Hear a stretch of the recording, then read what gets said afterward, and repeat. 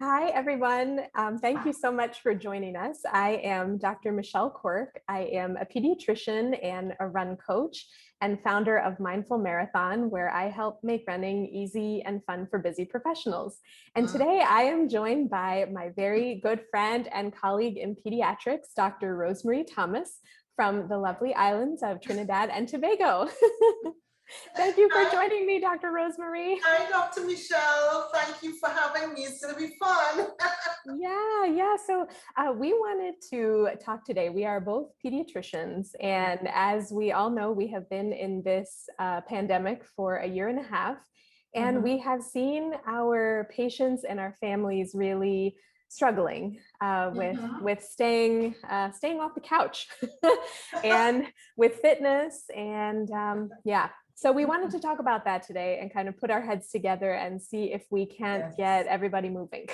That's a great idea. Thank you, Michelle. So as you nicely said, I am from the Twin Island of Trinidad and Tobago. And, we've got a population of about 1.3 million people. I'm the CEO and CEO and founder of Frontier Kids Care, which is a pediatric practice. And we help parents who are anxious about their children's well-being and health, learning, and parenting. The end process of which is the children they become the gifts that they are to be to the world and unlock their full potential. So, as you so rightly said, there is so much anxiety around in parents for the past year and a half with this pandemic. Anxiety about schooling especially, and for the children, and the children are in front of the computer all the time. We're on vacation now, but they're still in front of the computer. That's what they do. But they've been, schooling in front of the computer and having recreation in front of the computer and on the couch. So we're going to try and put our heads together to see what we can do to help get kids' well-being improved. Yeah, and I think here it has been such a struggle too, because for most of the school year, most kids were doing school from home and on the computer. And for that matter, that goes for parents as well. I think most people were work from home. You and I are in a profession where we were not really work from home, but yes. But I think we've all been spending extra time in front of our computers and iPads, tablets, and phones and all of that. And certainly it's hard to drag ourselves away from all of the technology and just get outside. Another challenge you had, we were chatting beforehand, was you guys have had several pretty bad lockdowns where you weren't really even able to exercise outside. So tell us a little bit about that.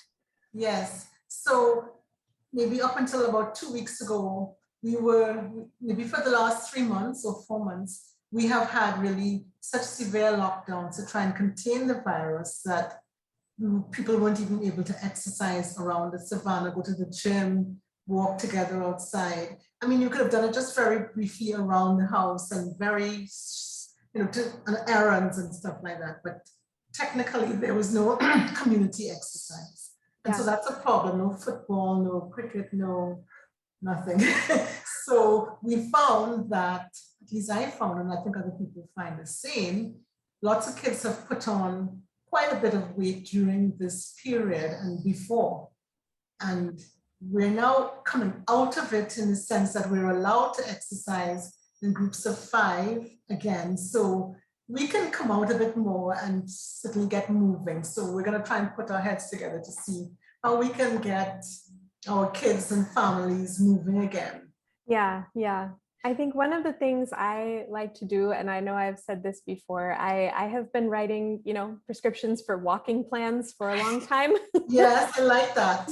Long before I became a run coach. But I find that most of us, the vast majority of us, can walk without difficulty. And, people are always worried about injury with running. And so walking is my way around that objection. Yes. And so the other thing I like is that you can do it as a family. So as long as you guys are allowed to go out in groups of no more than 5, but that would be, a perfect activity Yeah, especially in your nice weather. yeah. Once it starts raining, we are in some bit of a rainy season somewhat, so we do have some rain, but most days are sunny, and you can sort of tell, look at the storm, most times you can walk. Yeah. I myself have started back walking more, and I do early morning. So like, most people are not up that end, but I'm 5:30, I walk around the neighborhood and come back. So that's how I started getting back into the scheme of things. Yeah. But I wanted to ask you, because we are seeing a lot of kids putting on weight. I think the average weight gain, they say the COVID weight gain is about 15 pounds in adults. And I think I'm seeing kids, almost every child I see who's like about, from age 5 and going up to teens, has put on a good significant amount of weight during this period. Are you seeing the same thing, and what do you attribute it to? Yeah, same thing here. And I always try, when I talk to kids and families about this, I always try not to really focus on the number. I just say in general, Yes, yes, yes. usually it's a point of concern for the parents, like, oh, Yes, the child yes. has put on a lot of weight, but Yeah. usually it's in the entire family as well. And maybe Yes, just, yes. being at home more, and maybe not eating as many fresh foods and whole foods, Yes, and yes, eating yes. more quicker things and snack foods and packaged foods. So we try Yes. not to focus on the number, but focus on building healthy habits and really getting Exactly. ourselves off of our electronics and outside, doing an activity that we like to do. I think it's great for our bodies, but also for our minds. And yes, being plugged in for all of us is just not a great thing. No. Did you call it lifetronics? Is that the word you use? Yeah. I like that. Lifetronics. That's a great, definitely the lifetronics. People, it's like your fifth, it's like your third hand. You cannot do without the phone or the tablet, or it's just almost part of life. But it is. Yeah. But how to maneuver that and navigate around it is, I guess, what we're trying to say. Mm-hmm. And I call you the Dr. Run lady because she runs some amazing marathons. Now we're not there yet, but tell me what you can, if you've got, I know you have some lovely courses that you've introduced that you can use to help us to get going and getting off the couch, from the couch. What did you call it? From the couch to confidence. Yes. I love that. Tell me about that program. Yeah, I have. It's a 1-month program. I call it Couch to Confidence, and it's a walk plan. And basically, it gives you a little bit of accountability. So you can think I am looking over your shoulder a little bit, but you can print it out and put it on your fridge and check off the days as you go. But it's basically setting aside the time. It starts at just 5 minutes a day. And, I strongly feel like we can all find 5 minutes, and it forces you to put down the phone or the computer and get outside. And so, you can find it. It's free, free for everybody. It's over on my website, and it's mindful-marathon.com, but we'll share the links with you. But okay, perfectly. So therefore, Frontier Kids here can join Mindful Marathon, and we're not going to be running yet, but you have to walk before you run. Exactly. So therefore, I think it would be a great thing now that we can join as as a group, as a practice. So I'll encourage my patients to come on. I will myself do it. I love it. Question: if you wanted to do more than 5 minutes, could you set your time to a little more? If you wanted to? Of course. Okay. The plan goes, it starts at 5 minutes, and by the end of the month, it works up to 20 minutes 3 times a week. But by all means, you can do more. You can do more. Okay, but not less. Hear that, not less. Right. Yes. And this way, you work up to that 20 minutes. And then if you get there, you can take it. There's a step 2 on the website. There's a workshop after that, a video you can watch about how to get started with running. But we're trying to get everybody to like walking and get back into a routine first. So I think this is a better first step. Yes. Okay, nice. Love that. And it's 3 times. How many times a week at least? 3 times. 3 times a week. Everybody, we can all do that. Yes. That's excellent. So we'll definitely be joining you and joining your link and seeing what we can do from the couch to the, what is it, from couch to confidence. I love it. Mhm. Oh, great. Couch to confidence. Yep. Yes, I like this. And it's And, perfect. Yeah, it's perfect for kids, perfect for families, and you can do it together. That was really the purpose, was to help people get moving and just have a place to start from, because sometimes it can feel a little overwhelming if you haven't been exercising for a while and think like, I don't know if I can just go out and walk Yes. for a half hour when you I haven't agree been. with you. Yes, Yeah. it's a start. Yes. Excellent. I love this idea. And I've been telling, one of the good things about the lockdown is that people were not even able to buy food outside, like, congregate restaurants, no fast food, no takeouts. Yeah. So people had to cook at home. And I think one of the really positive things I noticed is that people have been cooking a lot more. Lots of people have kitchen gardens. I tell all my patients, try a little kitchen garden, get the kids outside. They're in the sun a bit and watering the plants, learning some responsibility. And then they have vegetables like kale and what you call bok choy, we call pak choy, types of spinach, lettuce, okras and stuff like that, that you can then, cook and use as greens in cooking. Yeah. So that's one thing that we've noticed, that people are eating a lot more home cooked food.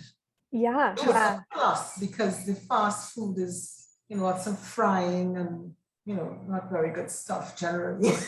Delicious, but not so good.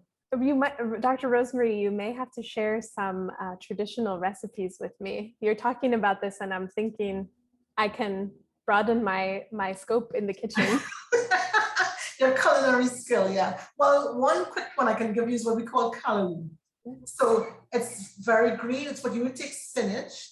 We call it dasheen bush, but it's a form of spinach. Okay. And you cut it up and then you add water and pumpkin and some fresh seasoning, and then you can blend it after it's cooked. So it's like a green soup, very nutritious. Okay. People put coconut milk and stuff like that, and which makes it a little more fattening. But if you just do it as a green soup, it's very delicious and very low in calories, high in iron and stuff like that. So that's one. And the rest of them, when you come to Trinidad, and she's going to do a marathon around the Queen's Park Savannah, you'll get all the Trini food in the world.